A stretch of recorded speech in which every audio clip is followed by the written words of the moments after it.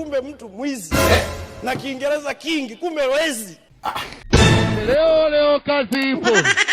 Nafasi hizi zinaombwa na watu wanaoweza kuongea Kiingereza. Swa kabisa. Hawa anajua Kiingereza ndiye tunayemchagua. Ulishuhudia mwenyewe Mheshimiwa Spika alishindwa kujieleza Kiingereza. Hata cha kwangu kina nafuu. Hapana, hata Kiingereza chako na huyu hatuwezi kulinganisha. Hebu ongewe kidogo tuone. You need to be very ignorant Kizungu. Sasa si unaona mwenyewe. Yeye na kasuti kaka alikopiga halafu na Kiingereza kingi sasa. Kumbe mtu mwizi. Na Kiingereza kingi, kumbe wezi. Kwamba unajua Kiingereza kingi ni wezi. Hebu leta najua Kiswahili. Safiri usiku, ina maana hata tukianza kutumia treni ya Stegras Go. Taratibu, hakuna mtu anayekukimbiza, taratibu. Twende. Tukianza kutumia treni ya Stegras Go. Treni ya standard gauge.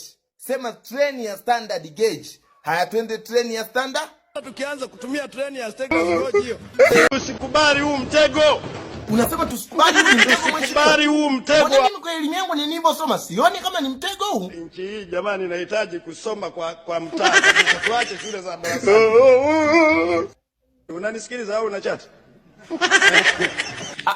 Unadhani sikusikilizi? Nakusikiliza hata si chat, nakusikiliza. Wacha pia uone kama sikusikilizi. Hebu rudia ile hoja yako ulikuwa unasema you have to be very ignorant Kizungu.